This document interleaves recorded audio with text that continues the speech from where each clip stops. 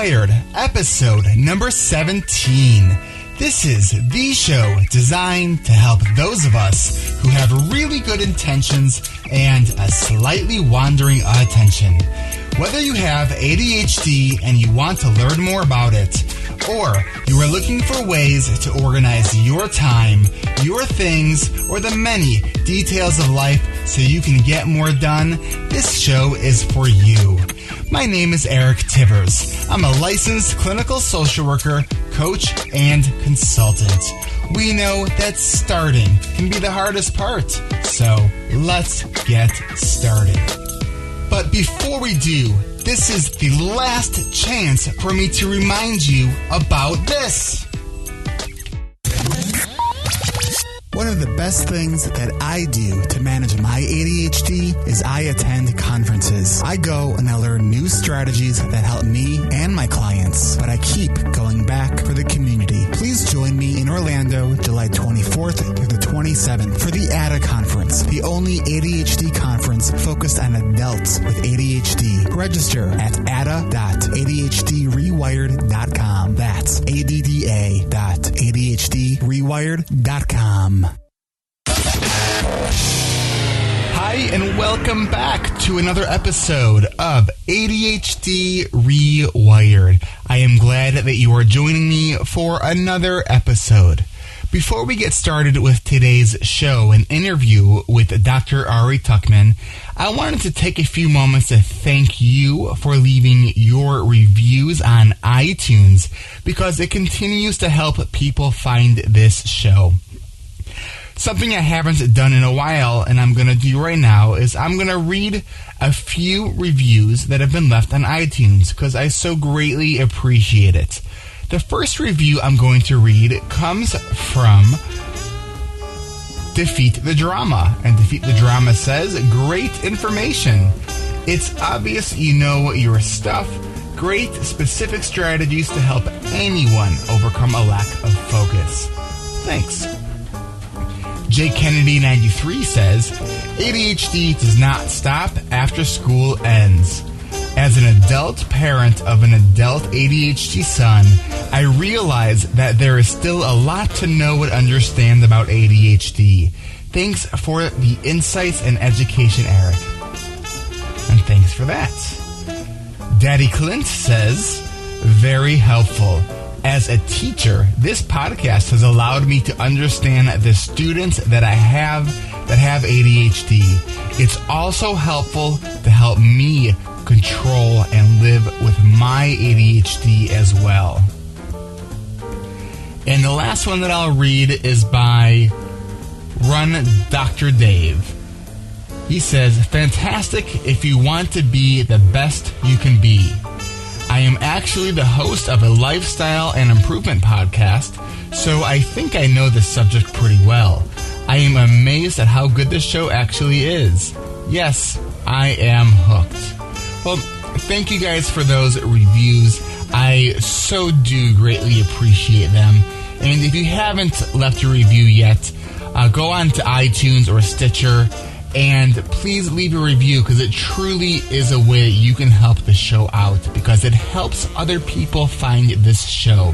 The way iTunes kind of ratings systems work, it all has to do with how many people click that subscribe button and how many people leave reviews. So this past week I hit the 100 review milestone, which is just, it floors me because that's pretty good for a show this specific. So I appreciate hearing from you guys. I continue to get emails from you guys, and I've gotten a lot of emails in response to last week's episode and a lot more personal stories. So as this show continues to evolve, I probably will share more stories like I did share last week's story with James. So continue to let me know what you guys think, and let's get started with today's episode. All right, I am here with my friend, my guest, and psychologist, ADHD expert, podcaster, author, speaker, Ari Tuckman. Ari, how are you? I'm good, and I'm very glad to be here. I remember, well, one, I think I've listened to all of your podcasts. And I remember, I think it was last year at the ADA conference. It was either ADA or Chad. And I said to you, hey, I have this idea. What about doing a podcast together? And your response to me was kind of okay, send me an email about your ideas in a few weeks. And then I think a few months later, I sent you an email. So I was wondering at that time, is this just one of those, ADHD big ideas that as far as how you were perceiving it? And, because what I wanted to really do is I really appreciate how on your podcast and your books, how you lay things out in a very down to earth way. We are both kind of big, kind of have mutual admiration for Russell Barkley. Mm-hmm. But he presents things in a very kind of scientific way.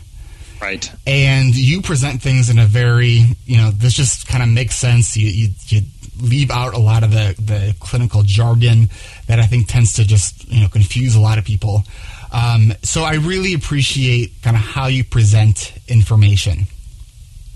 The thing is, Barkley is a researcher and he's a brilliant scientist and he's done some phenomenal things for the field of ADHD. But, I'm a clinician. I sit in my office all day and I talk to people. So, I have a bit of a different interest than he does. And I sort of see my place in the world in some ways as being the person who takes some of that heavy duty science stuff and translates it down a few levels so that other clinicians can use it with the next client they see, or so that, adults or parents or kids, whatever, can take this information and really kind of apply it into their life. Because the research is really important, but it's sometimes hard to kind of apply it, know how this study translates directly into your actual daily life activities. So yeah, that's kind of what I see my place in the world as being that translator for that important information.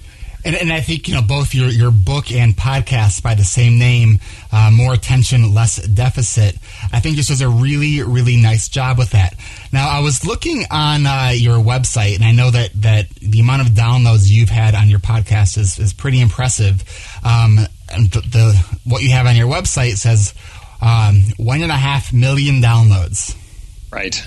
Now, I wanted to kind of call you to task on that, because if we think about ADHD and your listenership, I'm wondering how many of those downloads were the same person downloading it 2, 3, or 4 times because they forgot they downloaded it, or they lost their device. So I want to maybe take that, and I'll take my own kind of stats with that same grain of salt or the same kind of caution, just to wonder. I thought where you were going to go with that was that's downloads. That doesn't mean listen, right? Because it's sitting on someone's computer or iPhone doesn't mean anyone would actually listen to it. So yeah, that is true.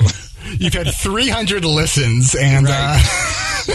Exactly. It's kind of like book sales. People buy them, but that doesn't mean they get read. It just means they sit on a shelf somewhere. Well, and especially with ADHD, we it's one of those you have ADHD if kind of statements. If you have a whole bookshelf of ADHD books and you haven't read a single one of them, right? Exactly. So, also, I know that I do have some clinicians that also listen to this podcast. And so I just want to also mention your book, Integrative Treatments for Adult ADHD. Did I get the name right? You did. Okay. And then you also have a new workbook out as well. I guess it came out a year or so ago. It's actually been a few years now. It just feels like a year. or 100 years, it feels like some days. But yeah, that's... understand your brain, get more done. So let me ask you this. So besides from, one way that we earn a living is through things like, for you writing books, why did you feel the need to write that book?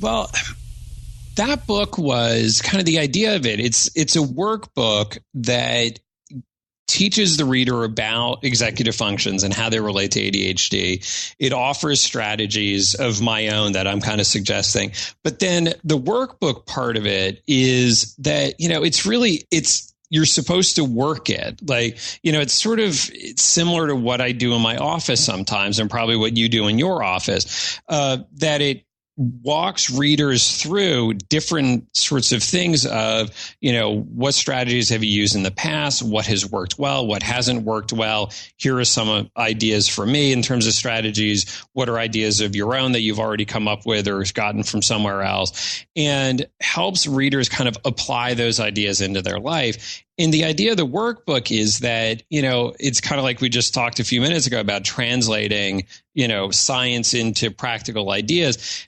I think the same thing can happen with otherwise pretty user-friendly books, is that information on the page doesn't directly translate into doing something in your life. And that was the whole idea of the workbook, is that it helps the reader kind of walk through the steps to actually apply those ideas into their life. So really, it's not just kind of interesting reading, but it actually does something with their life.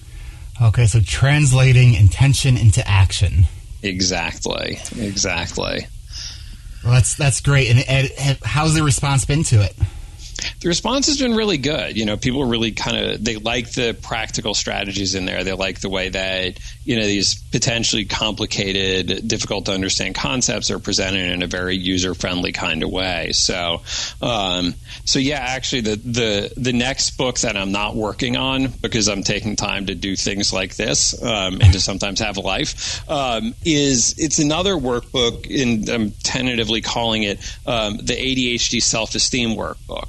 So rather than being about kind of strategies and getting things done, it's more about kind of the psychology of ADHD and mindset, and how do you see yourself and how you relate to other people, and what do you do in the face of challenges. So it's like all that good stuff. It's kind of the other side of the coin.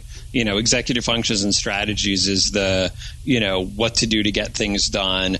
Then the self-esteem and mindset is, how do you get it done? Like, do you actually kind of like get up and going? Do you get back up when you're knocked down?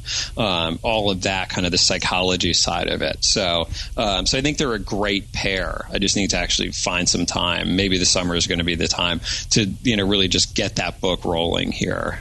Well, great. We'll definitely be looking for that.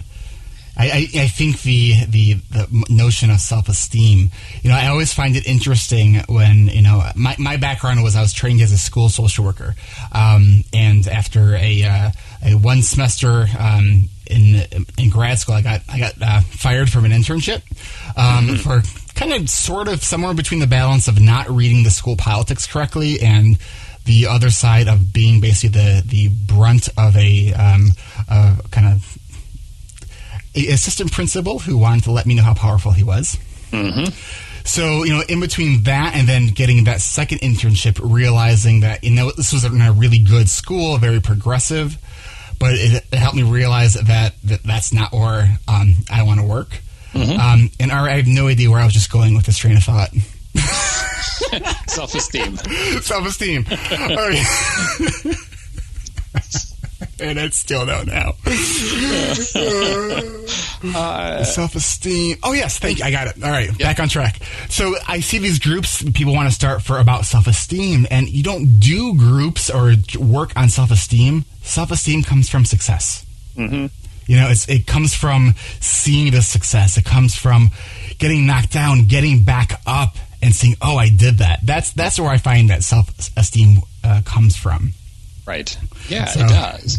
As well as, in the other half of it is kind of accepting the things about yourself or these things about your life or situation that are not the way that you want them to be. So, right. Accepting doesn't mean like, yay, I have a broken leg, but it means, that sucks that my leg is broken, which it's not. This is hypothetical. That sucks that my leg is broken, but although I can't do some things in my life, there are other things I can do. So of the options available to me, what am I actually doing here? So, if you have ADHD, then that acceptance piece I think is really important. I mean, It's important for everybody, yes. But, I think it's certainly important for folks with ADHD. So it's that it's not trying to be something you're not. Mm-hmm. And, I think just to take your story here as a perfect example, one of the things that you realized was that kind of a school environment is not the place that you're going to be most effective, and it's not the place you're going to be the happiest. Right. So, you could try to cram yourself into it,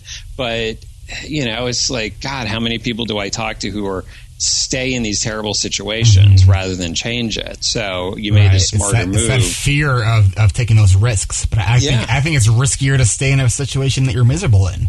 It is, because if it ain't better yet, it's not going to get better. Like, there comes a point where you need to sort of, take that deep breath and make the jump.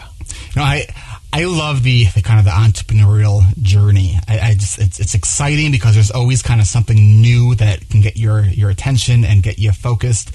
When I started my practice, and I think you know this, that I started it when I was laid off from my job, which was the same week that I got laid off, or that I closed on my home with my wife. So I had a mortgage and no job all in the same week. Nice. Nice. And, so I always knew that I wanted to start my own practice. I was recently licensed. And so I just took that opportunity to go with it, and I haven't looked back since. I'm so glad, I'm glad that it kind of worked out the way that it did. Absolutely.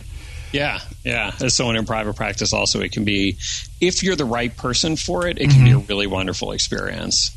Yes. And, like things like paperwork, I hate it. I outsource my billing. But even like the task of, so here's what my billing process involves. I have to make a note on my calendar of how long I saw a client and the kind of billing code, because I don't take insurance. And then I have to just email a copy of that to my biller. Mm-hmm. I put that off.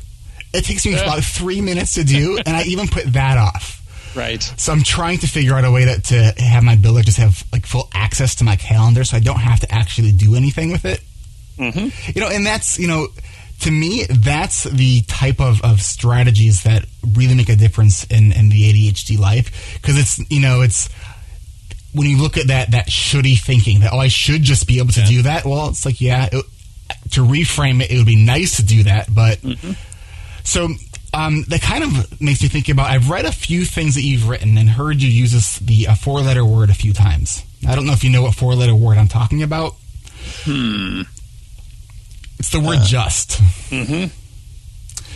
And I look at the word just as a 4-letter word because of its minimizing impact that it has on the challenges that people with ADHD have. Right. So where do you find that kind of balance of, avoiding that word just, because we know the whole notion of the just do it part of our brain, it doesn't really work very well. Right. So when is it okay to have that justification? I think I think it's a great point, because I think just is one of those, it's a little word that slips by unnoticed, and yet its impact is not unnoticed. And I think that, the problem with just is, and this gets into the kind of psychology side of it, is I should just be able to do this. And then perhaps unspoken or not is, so what the hell is wrong with me that I'm not doing it? I should just clean the house. I should just email my biller. I should just whatever. It minimizes this effort that seems like it should be involved in it. And therefore, if you're falling short of this relatively simple thing, there's obviously something wrong with you, because how else do you interpret that? So I think that it's important to notice the just in those, self-statements, or that the statements that other people make to you.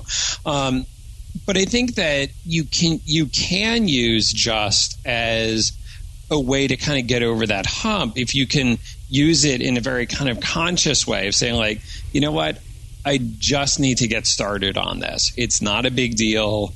I can do it. So you're saying it's kind of the acknowledgement of, okay, I don't like this thing that I have to do, but I know I need to do it.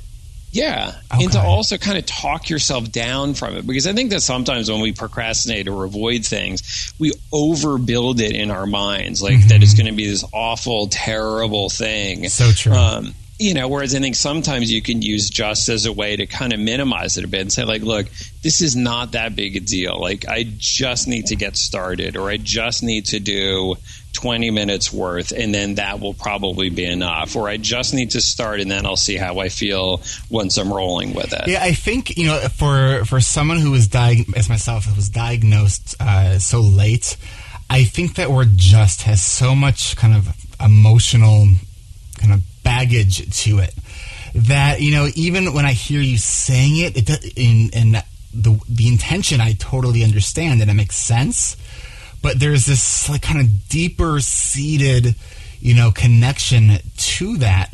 Of, you know, all through growing up being, you know, told, well, you know, just do this or just do that. It's not that hard. And it really was that hard. So I think we have to find that another word for that. Yeah, I think so. I mean, I think that, you know, coming up with this is that whole, you know, therapy psychology thing. It's that, you know, kind of paying attention to some of the words that you use and paying attention to the things that you tell yourself and the things that other people tell you. And, you know, how do you understand that and what meaning do you make of it? So, and again, kind of referring back to the example that you gave, you know, at least over time, although perhaps not at the time, you know, what you've come to realize is that this assistant principal treated you badly, not because you did bad or were bad entirely, but because this guy needed to flex his muscles and show how powerful he was. That, you know, his bad behavior towards you was for his self-serving needs, not necessarily because you deserved it or not for your benefit, you know? Sure. And, you know, and I always try to look in those situations and say, okay, what can I learn from that? And, you know, for me, I realized that I didn't appreciate how political schools were. I think I was very idealistic, which I think is something that can be very common with ADHD. And the other thing that I learned from it was mindfulness-based meditation, because getting fired from an internship when you have a semester to graduate and you're trying to find another one, I experienced anxiety like I had never experienced before. Well, I am sure you did. Oh my. So yeah, you know, I always try to find the silver lining, try to, you know, because crap happens all the time that doesn't happen for any good reason. So, you know, I'm not the type of person that says, you know, everything happens for a reason. That's just not my belief system. My belief system says, okay, so what meaning can we create out of the things that happen? Right. Yes, exactly. That's how I feel as well. So, you know, I wanted to kind of transition a little bit to some other issues of psychology. You know, we were talking before we started the call about the psychology of medication, and this is something that I really just love how you talk about, because you're very kind of direct about it. And we always hear, you know, in the ADHD kind of world about, you know, this. We know that there's so much misinformation out there. There's so much fear about medication out there. With this, you know, new book that I don't even really want to mention the name of, but, you know, about that. That's like I don't even know if it was on the New York Times seller list, but the whole myth of ADHD, just this whole notion that it's something that's made up. And so we have this fear about medication, and, you know, I think you say it so eloquently, just the fear is based on not understanding it. So, you know, there's a difference between the not being able to tolerate medication, because there are some people who truly can't tolerate medication, versus not being able to tolerate the idea of medication. Right. So, you know, what do you say to people who maybe haven't heard you talk about this before? So what's your kind of like maybe 1 or 2 minute kind of elevator speech about, you know, the notion of just consider medication? You know, I think a lot of the people who are really anti-medication are often it's based on inaccurate information or ideas about either ADHD or about medication in terms of the potential risks or side effects versus the benefits. So, but I think it's important if you're going to talk about the choice to take medication or not, just like if you're going to talk about lots of other topics, I think it's important to be clear what are facts versus what are opinions. So, you know, for example, if someone says as a fact that, you know, ADHD medications are really dangerous, like lots of people get addicted and killed by medication, that factually that is an incorrect statement. Like the research does not support that as a correct statement. In fact, the research supports the opposite, right? That, the medications have a very clear and long track record of being generally quite safe for most people if prescribed appropriately and if taken appropriately. Now, if you're, crushing up and snorting 10 Adderalls, like, that's not a problem with Adderall. That's that you shouldn't crush and snort, medication. Like, let's be clear about the fault here. So, there's incorrect information, or that they take opinions and believe them to be facts. So if the opinion is, I don't like the idea of taking medication. For myself, I would rather do other things instead. That's an opinion, and that's fine. We are all welcome to have our opinions. But let's be clear that that is a personal opinion that you hold, and that doesn't necessarily apply to other people. Whenever I get, and this is especially more so with a parent who's concerned about medicating their kid,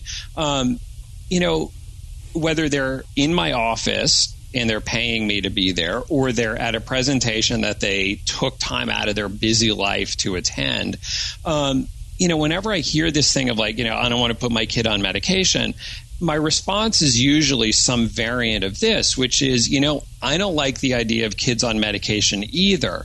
But you know what I like much less than the idea of kids on medication is I don't like all the reasons that brought you here in the first place. I don't like your kid struggling in school. I don't like your kid beginning to doubt himself as someone who's capable of learning.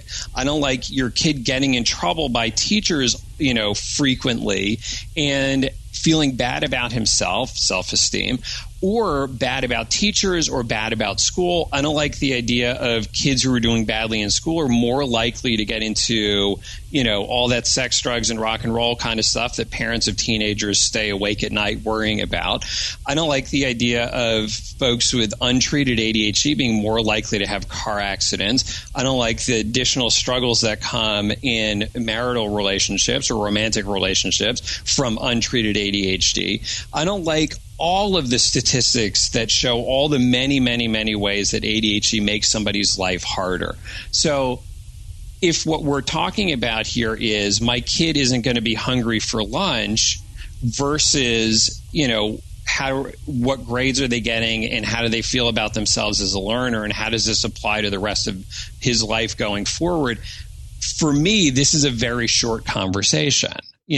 So I think that if we're going to talk about the risks and side effects of taking ADHD medication, we also have to talk about the risks and side effects of not medicating. Right. And, if someone had diabetes and we're talking about, taking insulin or something, we're not going to have a long conversation about that. But somehow the psych stuff is treated different. And ADHD and ADHD medication in particular is really treated different. And I think it's an arbitrary double standard. Yes, it is. And, part of my kind of mission and goal behind this show is to, take my role in kind of chipping away at some of the stigma, to show people that, yes, you can be successful, still have challenges, and it's okay to talk about them, that we don't have to be, shamed and hidden in corners somewhere, trying to be that round peg in the square hole, and one of the things that I think is really frustrating for me, and, I'm trying to figure out the best way to kind of verbalize this in a way that can maybe get some traction is, I think about the idea that, it's federal law for any building that I think either does business or gets any kind of money that they put in a ramp for handicap accessibility. Okay. Now we know that everybody can go up the ramp, but only a few people actually need it. Right. And so we're not going to tell someone who maybe is going into a physical therapy clinic who can't walk up the stairs to just, we'll get up the stairs and then you can get your physical therapy. Right. That'd be absurd. Right. So when I think about, as a person with ADHD who, when we understand a lot of the core challenges, the planning, the organizing, the follow through, the remembering, all these areas that are challenging, and then when you look at and break down the steps that are required to get our medication filled, It's, to me, it's like, because of the few bad apples who do decide to snort the medication and sell it, and are there people that do that? Yes, there are. Is it as wide and vast of a problem as people think it is? No. I mean, the research shows that it's not. So, people are going to take advantage of things. Just, are we going to get mad at someone who doesn't need to use the ramp? Oh, my timer's going off. Whoops. We even made a joke. I even talked about that before we hit record.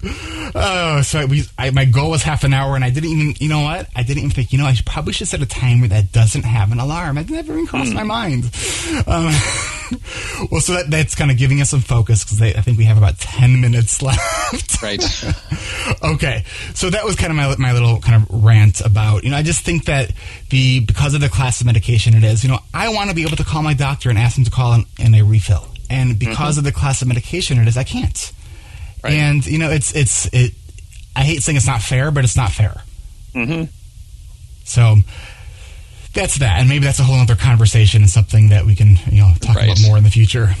So the next thing I wanted to talk to you about is, one of the things that I share with my listeners is that sleep is one of my biggest challenges. The challenge for me is not so much of getting of sleeping itself, because once I get to sleep, I do okay. It's stopping. It's transitioning. It's stopping that project at work. It's that turning the phone off. It's that not making doing that one last project.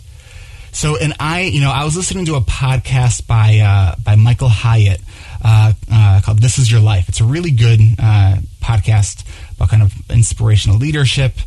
And he, I was listening to something, and I had an aha moment listening to one of his podcasts. And I was in the shower and I was listening to this, and I turned the shower off to write something down because it was so profound to me. And it was what he said was, productivity is not about time management; it's about energy management. Right. And it was like, oh my gosh, that was like the aha, because there are times, because I have all the time management skills. I know how to do it. It's doing it is what I sometimes have a hard time with. And the key variable for me is my sleep, is what's my energy level at. Sometimes I have that to-do list that I can just nail and do it like it's easy. There's other times I look at it and it's like it feels like the hardest thing that I need to accomplish. And the key variable is my energy level, which has to do with my sleep. Right. So, all right, Dr. Tuchman, help me out. I mean, I agree. Like, I am often talking about sleep with clients or as part of presentations on whatever the topic is. Michael Hyatt's absolutely right. It is about energy management. And that's about sleep, it's about exercise, and it's about diet, or, what I call all the boring New Year's resolution stuff, and it is boring, but it's important because, that thing of like staying up late so you can get more done, there's definitely a point of diminishing returns tonight, but there's definitely losses then tomorrow, that if you're tired tomorrow, you're less productive for the entire day. Not to mention probably less fun to be around. So yeah, and often for a lot of folks with ADHD, it's that kind of turning it all off and getting into bed on time. Now, for some people, once they're in bed, it's hard to actually fall asleep. But if you're not in bed in the first place, then ain't nothing happening. So yeah, I mean, I think that so. What I recommend, or one of the not that it's one solution, but one of the things I recommend is that it's always easier to not start something than it is to stop it. Right. And so here's what I'll say to that. So as since this is what I do professionally, part of the challenge is I'm so self-aware that it's like I have a belief that I know all the strategies to do and I'm not successful with them, that I don't know what will work. And I've tried all these creative systems. I've tried accountability, which does work sometimes. I was actually talking yesterday with a mutual friend of ours, Deb. Now I'm feeling bad because I'm forgetting her last name. Yes. And so I was talking with her about sleep, and one of the things that she said to me that I thought was kind of an interesting, almost paradoxical suggestion, because I'm always talking to people about, the best way to make big progress on your goals is to go slowly and take small steps. And what she was suggesting, which, it's been stirring around in my mind since we talked about it last night, was the idea of, try to have 5 perfect nights. And so we were talking about, what are the things that we have to do to get myself to bed on time? So what time do I need to leave my office by? What do I need to do? All those things. And it was just a different perspective. And it was, I don't know if that's going to work, but it's something that is a newer perspective. So I don't know. What do you, if I were to be your client, being who I am and what you know about me, what are some of the things that you might suggest?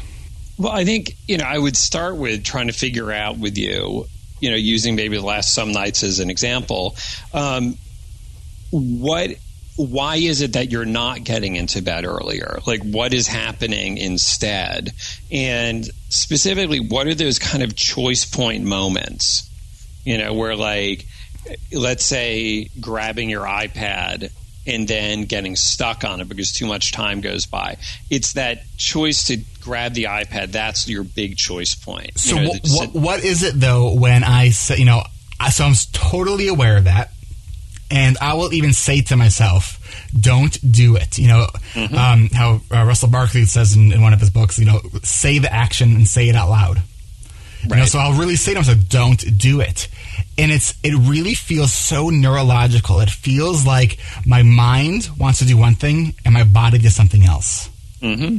It's like it just feels like complete brake failure. Right. Yeah. And I can certainly appreciate that. So, I think in that kind of situation, maybe what it comes down to is sort of just, I don't know, maybe it's that the point of intervention is not at that moment, but it's a bit earlier to take your iPad and put it away somewhere else. So it's not even there in the first place.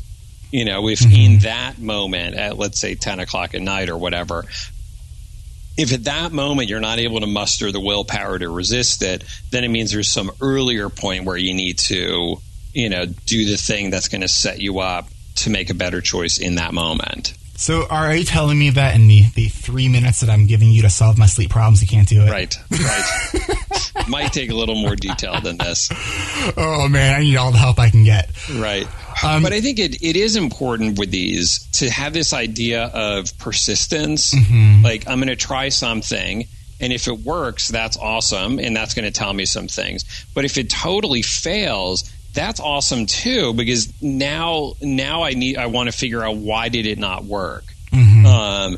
And maybe parts of it work good, but then there's some other things that I also need to do, and you got to put it all together to have it work out well. Mm-hmm. So like, just as a simple example, if you're looking to eat healthier food, one of the ways to do it is to get some of the unhealthy stuff out of your life or out of your kitchen. But if you're not eating well if you're not eating enough during the day and then you're starving, like that, the starving is the setup to then make bad food choices, let's say. So getting the junk out of the kitchen is good, but then also maybe something is you got to snack a little bit more during the day. You know what I mean? Yeah. So just as a simple example, so like in terms of the sleep thing, there's probably multiple things going into that. So, be persistent about it. Be willing to try stuff. And whether it works or doesn't work, look at it as a learning opportunity. And if you can learn something from it, then you're another step closer to really kind of figuring it out. And it's, it's that kind of AA thing of get back on the horse. Like if you're doing good for a while and then you blow it for a while, don't throw another good night after bad and like, okay, well, tonight we're starting over again. What do I need to do here? Yeah. And that, especially if we're talking about sleep, there's a big difference between, 5 bad nights in a week versus 3 or even 4, maybe a difference. Because there is, in terms of sleep, there's absolutely a cumulative effect that the more good nights you put in, the better it's going to work out. Yeah, oh, absolutely. And that's something that I've noticed too. And, I work really, My hobby, in a sense, is doing better. Is figuring out ways to manage my ADHD better. It's almost my automatic position of how do I do better. Mm-hmm. And it's the area where I get so frustrated in because I'm always thinking about the sleep. I'm trying so many different things. I have data that I use to track my sleep every single night. And it's those decision points, as you said, and I kind of like that idea, and I've done things like that. It really just seems like that executive control of, not starting that project, not opening the internet application, those things. It's like my brake's just going to have a complete failure. So, and I was talking to Deb yesterday. We were talking about, maybe tweaking some medication might also be an idea. Mm-hmm. So it's, I tell you, once I figure out the sleep, I just think my life will just take on a whole new, kind of get to a whole new level. Right. So I'm trying. I keep making progress. On average, I used to do, go to bed 12, 1 o'clock or later. But I'm doing pretty good. Although last night I admittedly made a Facebook post that I think past midnight, and one of my listeners called me out on it, which I love, which actually helps me. Yeah. Okay, so I wanted to end the show. I know we're running out of time here. I wanted to ask you a few questions that have absolutely nothing to do with ADHD. Okay. You ready? I am. Okay. Favorite color? Man, I don't know. Green. Favorite band? Probably Ignite. Okay. Best concert ever? Oh, man. That's hard.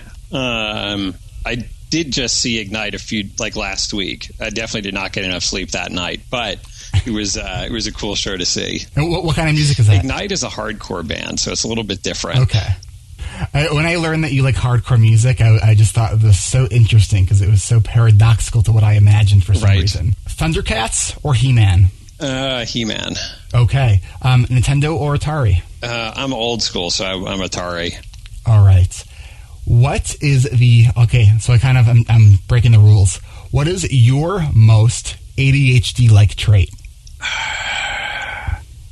I think it's that I have a lot of ideas and I sometimes pursue too many of them. I can relate to that. Yes. Well, Ari, I absolutely appreciate your time here. I appreciate everything that you were doing. I wish we can continue this conversation, but we all have schedules that we got to try to stick to. Right. So, will you leave us with just telling the listeners where they could reach you? Sure. Best place to find information about me and my books and podcast is adultadhdbook.com. Although I'd like to end with just kind of a quick story here that has a purpose, kind of there's a message behind it that I sort of preach a lot. And so I remember when you and I met was at the CHAD conference 4 years ago or something when it was down in Atlanta. And I remember specifically because it was this really interesting thing. So there were a number of us at the CHAD conference, and because this is you go to the CHAD conference to see everybody, and it's a good time to kind of reconnect and whatever. So it was one evening early in the conference, and we're like, what should we do? I don't know. Well, let's go to the hotel bar because it's easy, and you just kind of hang out and talk.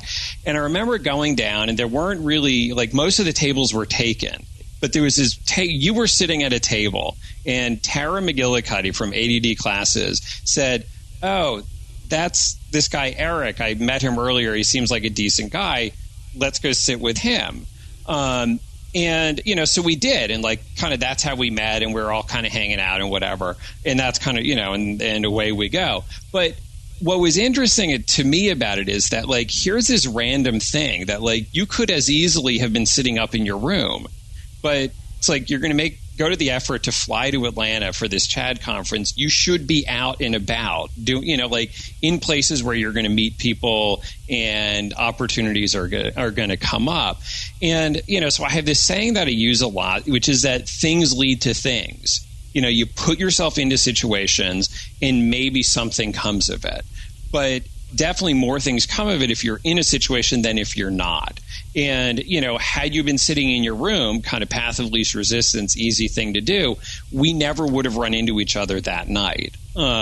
So it's just kind of like, so I don't know. I mean, it's just like I'm a big proponent of trying things, of being involved, doing stuff, and kind of having this idea that is kind of faith in the process, that if I put myself into situations, sometimes something will come out of some of those situations. So, you never know what's going to stick, but you put yourself into it, and some of it does. Like if you're in enough places, some of them will turn out to be the right place at the right time. I love that. Put yourself out there, and, that's where opportunities and growth happen. That's great. Yeah. That's great. Well, Ari, thank you so much. Now, you're going to be at ADA, of course, right? Of course, definitely. All right, so you can see both of us at the ADA conference, which is July 13th, the 15th. Is that right? Let me look at my book. I got too many dates in my head, man. It all totally blurs. Actually, no, it's next week. It's Thursday the 24th to Sunday the 27th. Okay. All right. Hopefully that's the date that I've been putting on the promo that I have on the... Could be. Uh-oh. I better double check that. All right. Ari Tuchman, thank you so much for being generous with your time and for all you're doing for the ADHD community. We appreciate it, and we will talk with you soon. All right. Sounds good. Have a good one. Thanks. Well, podcast listeners, you have just listened to another episode of ADHD Rewired. I want to thank my guest, Ari Tuckman. I really appreciate it, Ari. Thanks a lot, and I look forward to seeing you in Florida on July 23rd, I think you said it was. All that information is on my website. Guys, June 30th is the last day you can sign up online. Now, you can still sign up for the conference in person, but it's going to go up in price. So if you are thinking about going up, stop thinking and start doing. Go on to the ADA website, or go to my website and find the ADA link, or go to adda.adhdrewired.com, and that will also take you there. I want to hear from you. Please send your emails, your thoughts, your comments. Join our Facebook page or Facebook group. We have both a page and a group, and our group is getting really active, which is really exciting. We are all holding each other accountable to specific goals, and it's just been fantastic. People are even calling me out when they have noticed that I've been on Facebook later than I probably should be. So, to my community, thank you guys. You're fantastic.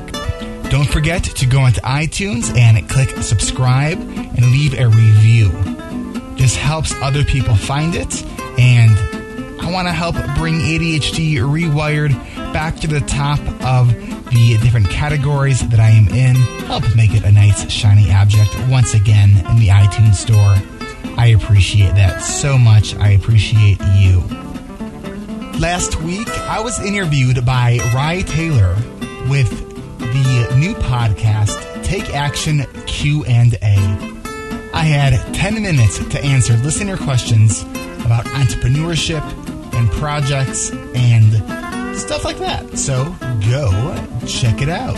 Find show notes, resources, links, all that other fun stuff at my website, ADHDrewired.com. That's ADHDrewired.com. So I asked Ari, is there anything that would really surprise me about what you're doing right now? And what he said surprised me. The next hardcore book that I'm working on, it's a little bit different, is based on He-Man. Until next time.